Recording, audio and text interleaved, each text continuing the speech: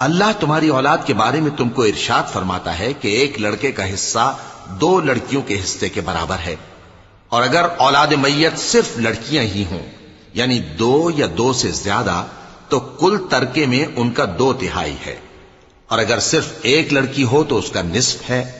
اور میت کے ماں باپ کا یعنی دونوں میں سے ہر ایک کا ترکے میں 6واں حصہ ہے، بشرطے کہ میت کی اولاد ہو، اور اگر اولاد نہ ہو اور صرف ماں باپ ہی اس کے وارث ہوں تو 1/3 ماں کا حصہ ہے، اور اگر میت کے بھائی بھی ہوں تو ماں کا 6واں حصہ ہوگا۔ اور یہ تقسیم ترکہ میت کی وصیت کی تعمیل کے بعد جو اس نے کی ہو یا قرض کے ادا ہونے کے بعد جو اس کے ذمے ہو عمل میں آئے گی۔